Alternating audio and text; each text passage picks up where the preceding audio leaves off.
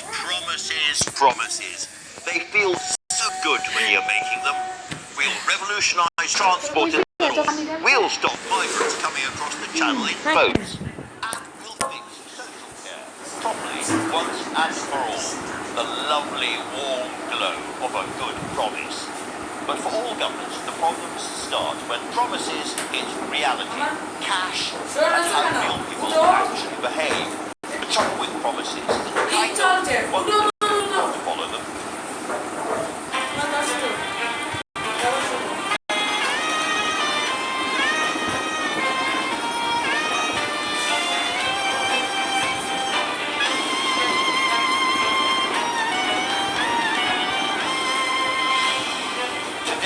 Discussing the very limited range of options on the current surge and the outlook for COVID-19 this winter with Sajid Javid, the Health Secretary, and with Nick Thomas-Symonds, the Shadow Home Secretary. Brexit tempers seem to be cooling, but can a solution to Northern Ireland be found? I'll be talking to Marr, the EU Commission Vice President.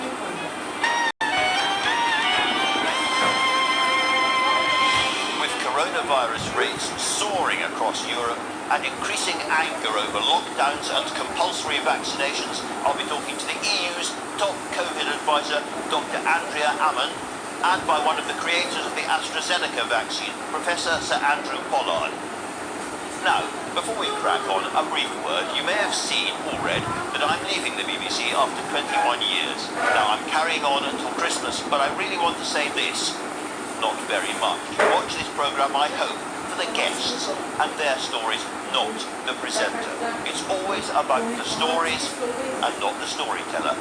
And so on with those stories, lots this morning, and reviewing the news, the founder of money-saving expert, Martin Lewis, and the Sunday Times' political editor, Caroline Wheeler. But first, the news headlines from Seema Katecha in Salford.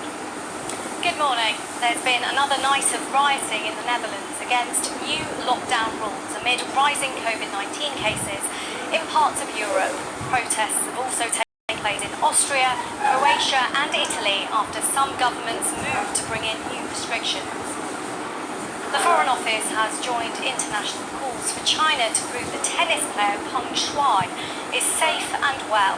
Chinese state media has posted more footage claiming to show the star living freely, but videos have not been verified. She's been missing since claiming in early November that she was sexually exploited by a former high-ranking government official. The Health Secretary, Sajid Javid, has said it's unacceptable that some medical devices used by the NHS may be less effective on black and minority ethnic patients.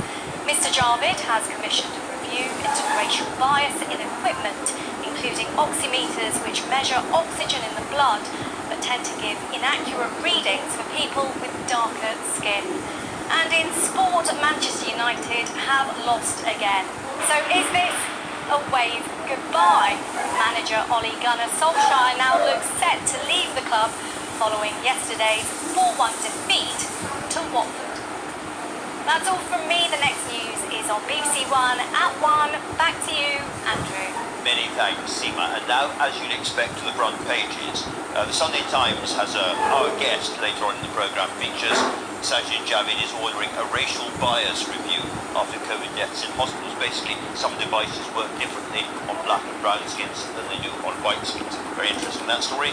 The Observer has the Prime Minister being told that his plans for changing the social care charges are going to produce a Tory rebellion. There's a lot of Conservative anger with the Prime Minister in different ways in the papers today.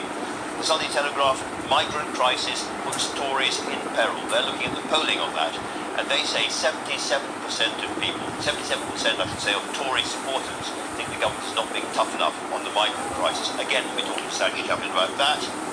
The Mail on Sunday has a story about the BBC. This is a very traditional story. It comes around and around. The royal family and the BBC are again at war, this time over a documentary about the two younger princes and their briefing against each other. Now, as I say, Boris Johnson features on almost every single paper today, and two very different takes. Bare-faced cheek of Boris, says the Mirror, Sunday Mirror, talking about him not wearing a mask on a train.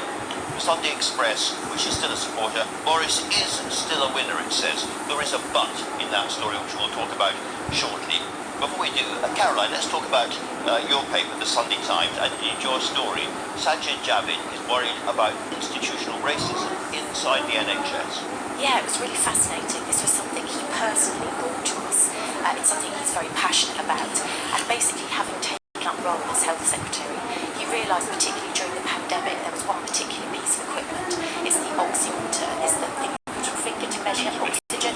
It does work very well on and of course, there are concerns that would have stopped me getting that really life-saving treatment. So that simple piece of equipment not working as well as it should may have caused many deaths from COVID. Yes, I mean, if you look at the statistics about obviously the number of people with black and ethnic minorities that died of COVID compared to those with white skin, there is a problem there, and there's lots of people trying desperately to work out what that may be. But I think what the Health Secretary is saying is this has sparked him to think about what the wider implications of this can be, particularly if you think about sort of medical equipment is largely designed by very rich white nations, whether or not they just simply haven't tested these devices on people with different coloured skin. It's as simple as that. And what he wants to do, and says in an article in the Sunday Times, is he wants to look at introducing international standards. So basically you can't sell this equipment unless it's been tested on ethnic minorities and women. And the man himself is the source of this story. He is indeed, and he seems to be very passionate about it. Okay. We're talking more generally about COVID and rich white nations. One rich white nation in particular, Austria, has got mandatory vaccinations coming in and lockdowns coming, and there have been really, really angry and indeed violent protests about this. I suppose one of the big questions in the papers today is whether any of that is coming to our shores as well. Yeah, absolutely. I mean, this has been the thing that's been worrying people for some time, but I think the thing that's really striking in the coverage today is actually, if we look at our own vaccination rates compared to those in the rest of Europe, we were very much ahead of the curve in all of this. So even now, we've got more people with boosters coming online than they have there, so their immunity is waning already. And we've also been running hot. Yeah. Unlike other countries, we've had this caseload for a long time, which means people will have some natural immunity. There's a really interesting point in the Sunday Times, a little poll here. People won't be able to see it. Of course, we've been a divided nation over Brexit for a long time, and since we've been a divided nation over vaccines and COVID.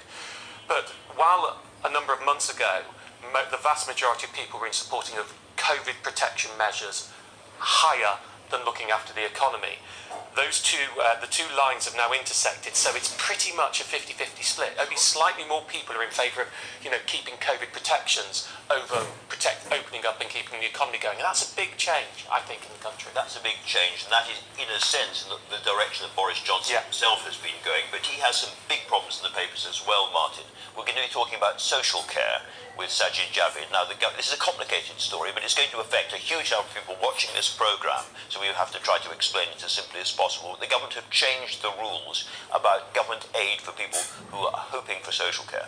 Well, yes, what they've actually done is clarified what they're going to do. Everyone had assumed they were going to follow Andrew Dilnot's proposals, because that was the language they talked about. Now, within the Dilnot proposals, there are two protections for people on social care. One is a cap, £86,000.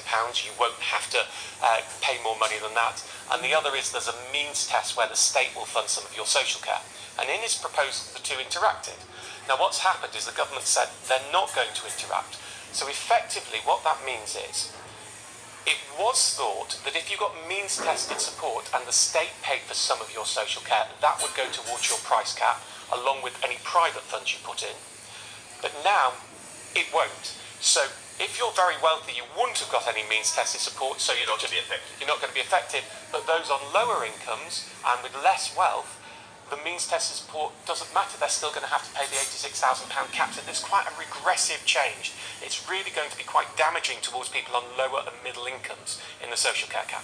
And it presumably means that people whose houses are worth relatively less than rich people in the south in particular are going to have to sell their houses to pay for this. Yeah, so certainly geographically it's going to affect those in the north more, although there are still many people in the south with low incomes and low value houses who are going to be affected too. And you can see where the revolt is coming from, because the assumption of how this would work was wrong. The government said it's going to be different, and it looks like they're leading on what the Treasury wants rather than actually looking at whether this policy is a just one. So Karen, let's look at the politics of all of this, since you're the political editor of the Sunday Times and know about this. This is very much the so-called Red Wall Northern and Midland seats. That's where people are particularly angry.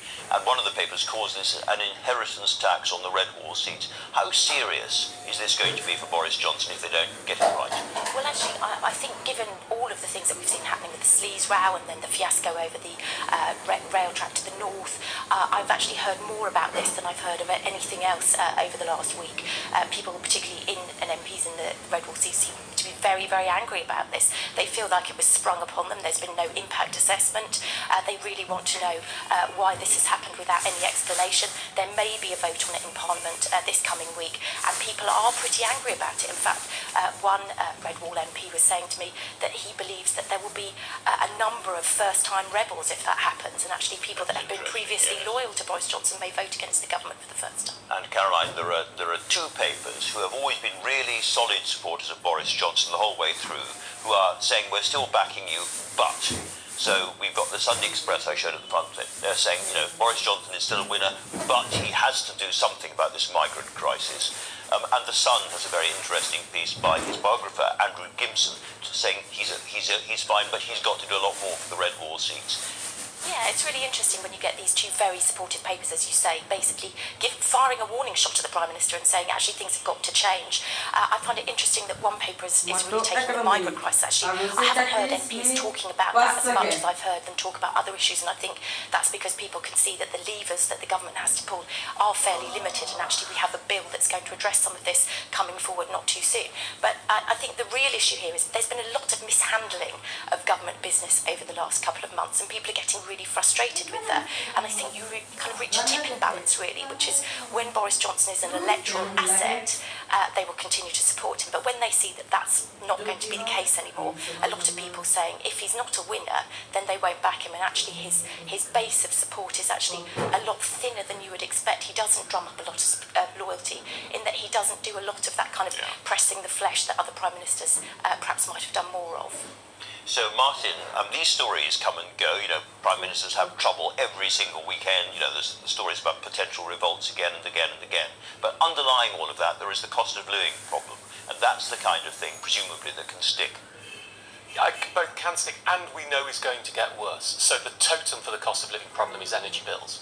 And people will know in October we saw the price cap increase by about 12%. But because of the energy crisis, there is this looming date of the 1st of April, when it's likely the current price cap is around £1,280 a year for someone with typical use.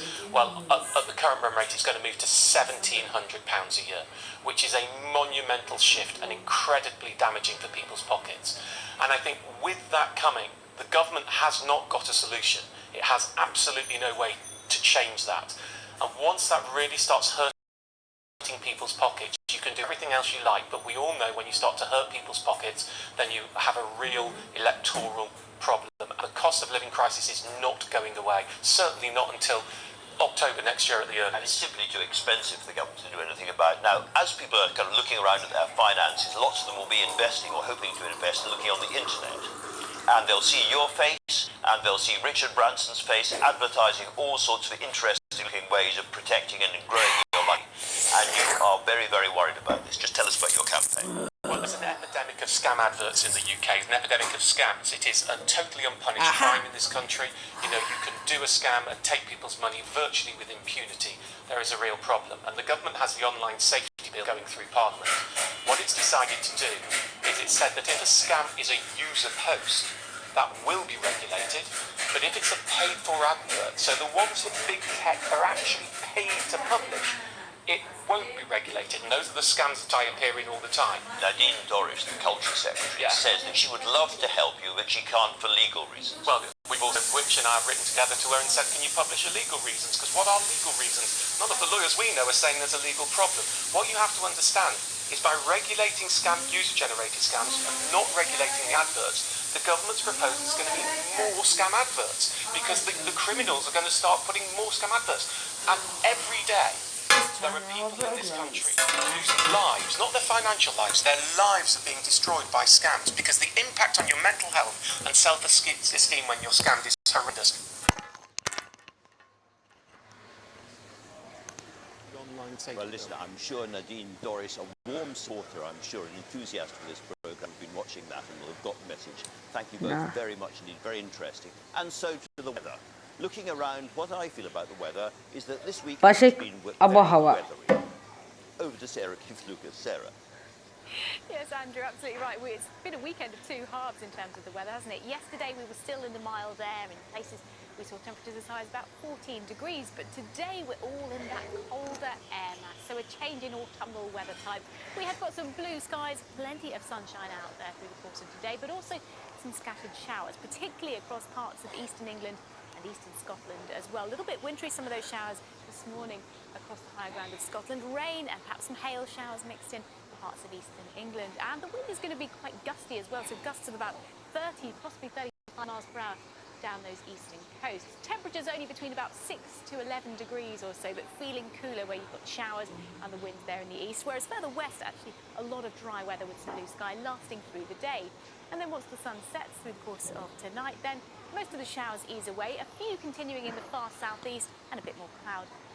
Rain for the north of Scotland too, but in between, in those clearer conditions, it's going to be another cold and frosty night. Heading through the day tomorrow, then plenty of dry, sunny weather on the cards. Still some showers working into the far southeast, slightly cloudier in the far northwest as well, but certainly not as warm as it's been over the past few weeks, with top temperatures tomorrow just 7 to 10 degrees. Sarah, thank you very much. Now then, on Thursday, more than 1,000 people crossed the... That's all from me until next week. Goodbye.